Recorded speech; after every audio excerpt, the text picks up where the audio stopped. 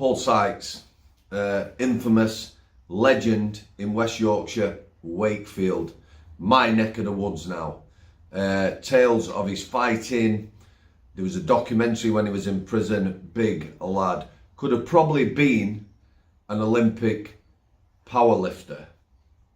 Fought some pro boxing matches. I remember a couple of lads I got to know told me they lived on the same estate as him. When they were growing up, they'd walk miles out of the way as not to bump into him. So his son, Michael Sharp, round about 2011, he would change his name to Sykes later. I've come on shift. He came on from hospital to the place where I worked, the hospital wing at Strangeways prison, infamous in itself. My manager, Mr. Samworth, Bradders, what a star. Would you go and have a word with young Michael and see what his problem is?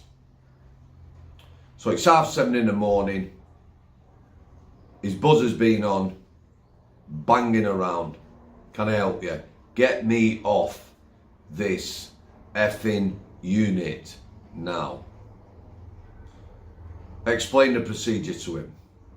He's come on, he's been discharged from hospital. The best place for him to be at that time was the hospital wing in order that nurses could attend to his injuries. So, is this a tale of fighting and of his son having legendary status? Not quite. See, rumour had it that it was a bully on the Cat A unit. Cat A unit was very small, maximum of 34 people. I don't think they ever had that. 34 prisoners, highest security measured. It was a self-contained unit. It had a gym. Michael Sharp in the gym lads related, extremely powerful. A fit Michael Sharp, 17.5, 18 stone. Unfit, 22 stone, but incredibly powerful. Legendary 300 kilo squats, massive bench press, 180, 200 kilo. It was a huge monster. But apparently, he was also a bully. Can't believe that, can you? That someone who's big and powerful, would be a bully. Prison can be a very dangerous place for bullies. Some thrive, some don't. I remember in the private sector, a local drug dealer, big lad, bullied 3 young offenders. Prison strategies, you've got young offenders 18 to 21, most disruptive. So they decided they would mix them with adults. So if we put some young offenders on every wing, the adult prisoners will calm them down and keep them in check. So these 3 young lads, I knew all 3 of them, not fighters, soft asses really. However, this lad's bullying them. So one morning they get together. They've got the socks with the tins of tuna and whatever. Some officer opens his cell door. He's still in bed. They run in. They absolutely smashed him to bits. Hospitalised him. So that's the bully getting some back. So Michael Sharp, what happened to him? Well, apparently he's taking canteen off people. Canteen is what you can order weekly if people send you money in. Coffee, tea, milk, pop, crisps. You get the idea. Grocery shopping.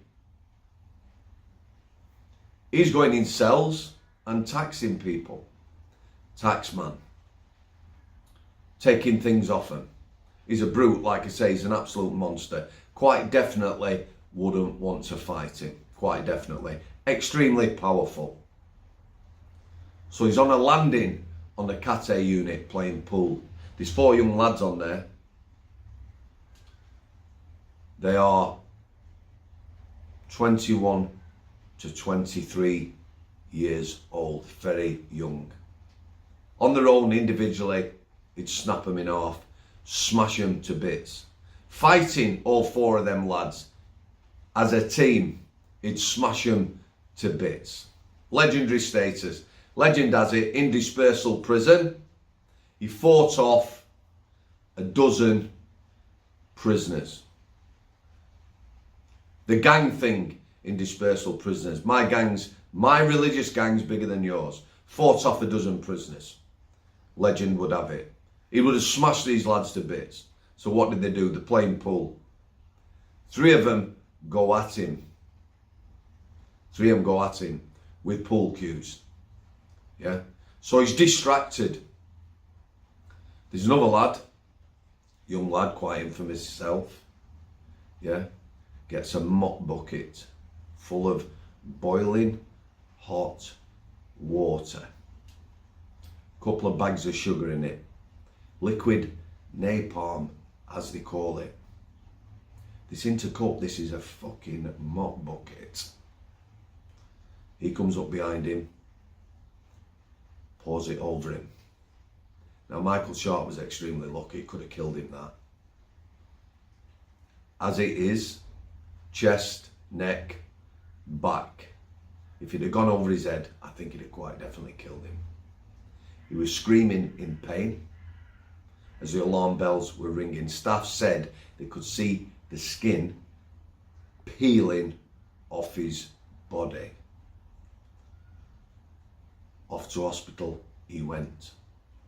Yeah, that's how bullies get taken out. So he'd come to the healthcare because of his injuries. Let me explain about the healthcare. Very strange place. It had its own smell, not pleasant.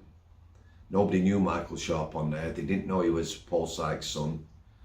No one's probably going to pay him any attention. There's no kudos being on there. He didn't want to be on there. He also wanted to get back to the Cat A unit. 2 places other than the healthcare can house Cat A prisoners. Cat A unit and segregation. He wanted to get back at these 4 lads. Yeah, so he's no kudos. He kicked off, caused a fuss all day. Mid-afternoon, he's gone. He's back to the Cat A unit. A governor had him moved. He was being disruptive on the healthcare. The nurses, obviously continued to attend to him. It'd have been better if it had been on the hospital wing, but as it was, they had a job to do. And like I say, he would later, Michael Sharp, change his name to Sykes. So legendary status, legendary strength, legendary fighting prowess, brought down to earth with a fucking bang. Can be a dangerous place, prison. If you'd like to support the channel, links in the description, become a channel member. Thanks for your continued support. Thanks for coming. God bless you all. I'll see you there. Behind the walls where secrets fester, Michael's path was etched in blood and pain. Born into infamy, a legacy of violence. His father's shadow cast across his name.